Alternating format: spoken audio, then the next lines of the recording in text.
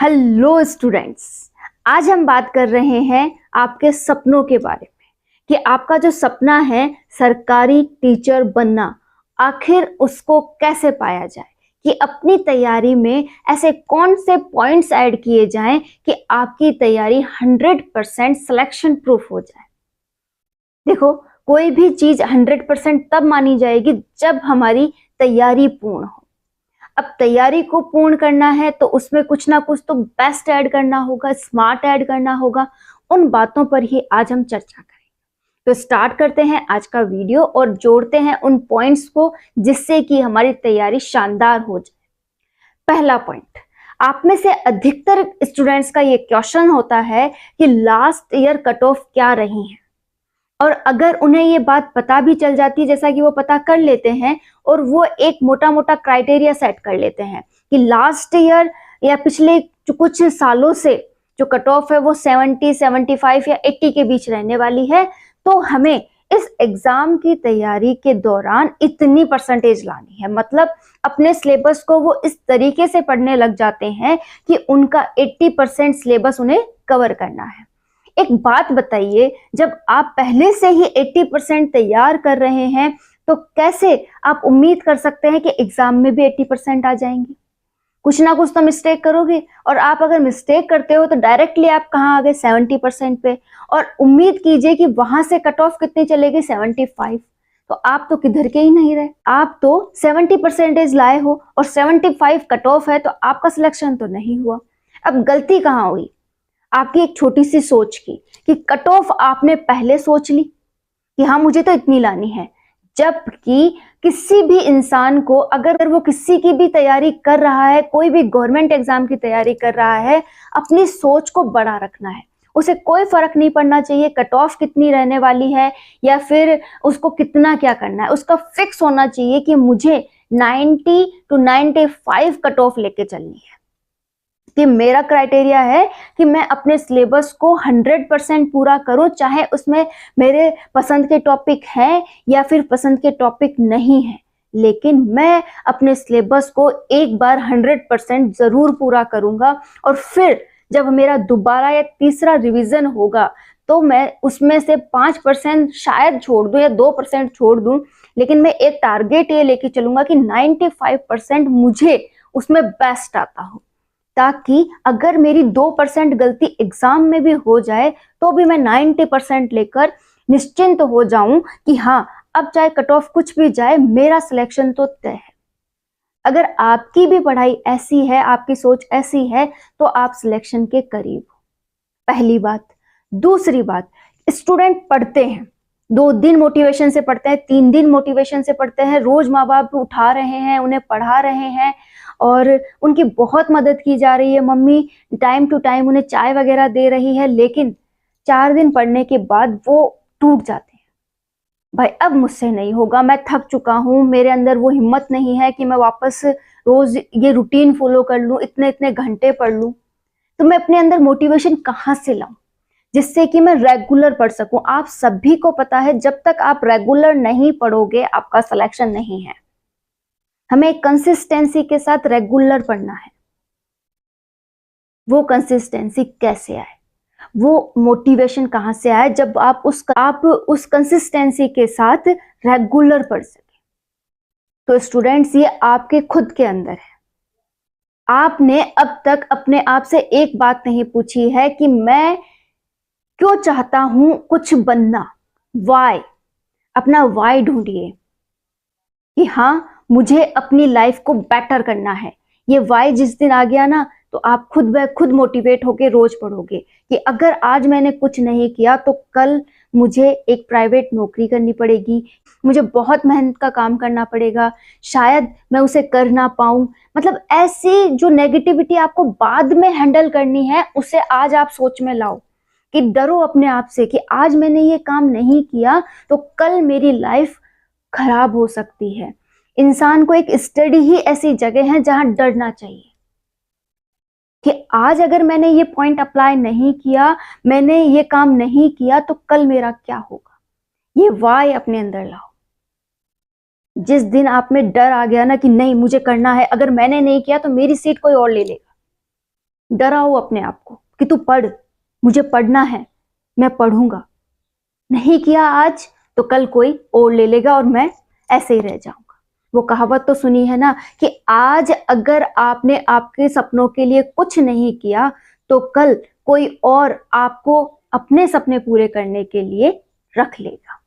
और ऐसा होता है, इसीलिए अपने आप को डराओ कि मुझे करना है, मैंने नहीं किया तो मेरी जिंदगी खराब है।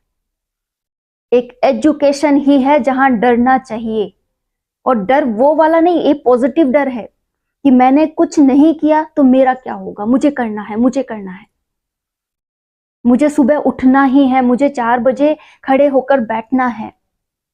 ये जो शरीर है ना, इसे आप जैसा ढालोगे ये ढल जाएगा। आपको डेली पढ़ाई करनी है, डेली करनी है तो करनी है, किधर से भी टाइम निकालो।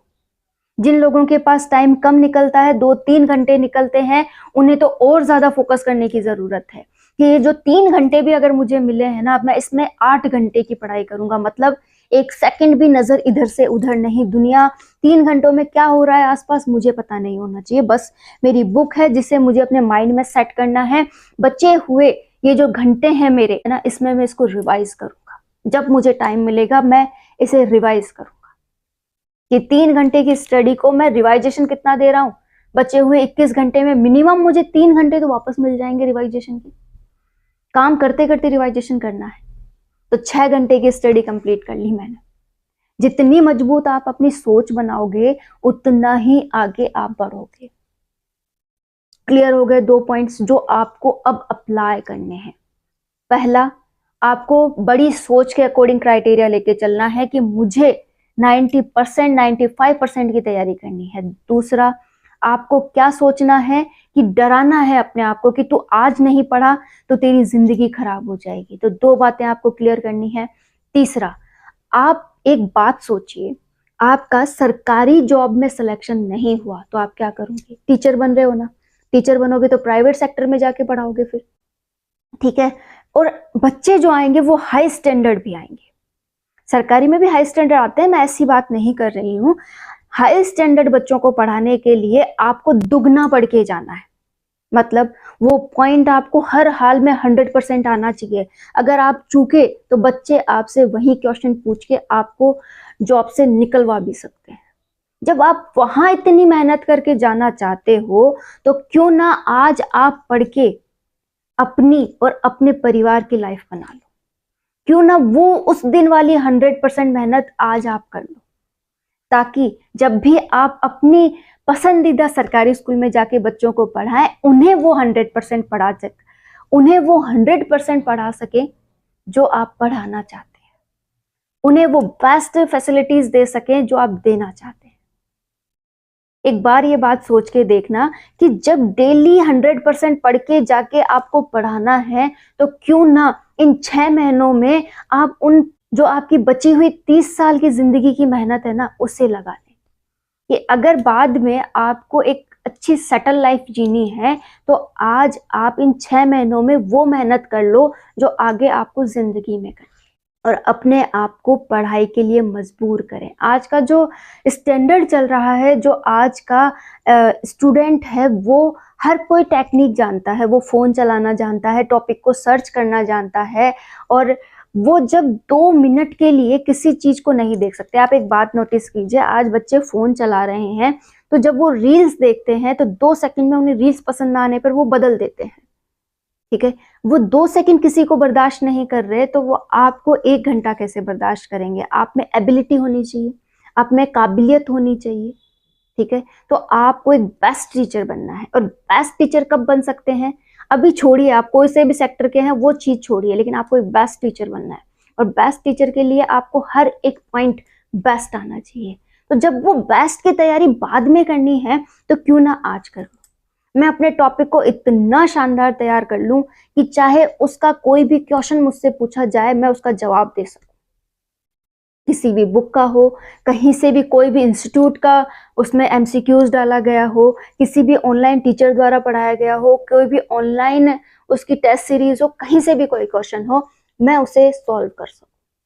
एक ये जो रवैया है क्वेश्चन अटेंड करने का, क्वेश्चन को पढ़ने का, टॉपिक को तैयार करने का। जिस दिन आप में आ गया ना, आप हर एक एग्जाम क्लियर कर सकते हैं। स्टूडेंट, एक बात ध्यान रखिएगा, आप लोग जो तैयारी कर रहे हैं वो ऐसी होनी चाहिए कि एक एग्जाम नहीं, उससे कई एग्जाम सॉल्व हो जाएं। और ये बात आप इस शिक्षा के क्षेत्र में भी लगा सकते हैं। REET first grade and second grade, इनके अधिकतर टॉपिक्स जो हैं वो कॉमन है। उन्हें पकड़ लो, उन्हें मजबूत कर लो, अपना सब्जेक्ट मजबूत कर लो, फिर देखो आपको कौन गिराता है। सेकंड ग्रेड की तैयारी करने वाला रीट और थर्ड ग्रेड दोनों पेपर्स की तैयारी साथ लेके चलता है। दोनों का जो टॉपिक है वो सेम है। इसी के साथ अगर कोई फर्स्ट ग्रेड की तैयारी कर रहा है तो वो असिस्टेंट प्रोफेसर, साथ ही साथ आप बात करें तो आप नेट की तैयारी भी कर रहे हो, क्योंकि उसमें सब्जेक्ट आ रहा है। तो अपनी तैयारी को, अपने आप को आप जितना बिल्ड बनाओगे, अपने टॉपिक्स को, अपने इस जो पावर है, अपना जो सब्जेक्ट है, अपना जो थ्योरी है, उस पर फोकस करोगे, उतना ही आप आगे बढ़ जाओ। तो इन 3 बातों को अगर आप फॉलो करते हैं तो आप बहुत पास हैं अपनी तैयारी के। और भी बातें आपको जाननी है तो मेरे इतने वीडियोस मैंने डाल रखे हैं और रेगुलर वीडियोस आते रहते हैं। आप प्लीज इन्हें थोड़ा सा टाइम देके देखिएगा, आपको यहाँ मोटिवेशन भी मिलेगा, आपकी पढ़ाई को लेकर सच्चाई भी मिलेगी कि हमें क्या पढ़ना है और क्या छोड़ना है। एक बेस्ट टीचर बनना है तो मैं वो भी आपकी मदद करूंगी कि कैसे आपको बनना चाहिए, और साथ ही साथ एक अच्छा स्टूडेंट बनना बेहद जरूरी है, तो वो भी आप बनिएगा। क्योंकि जब तक आप अच्छे स्टूडेंट नहीं बन सकते, जब तक आप बेस्ट टीचर भी नहीं बन सकते। All the best student.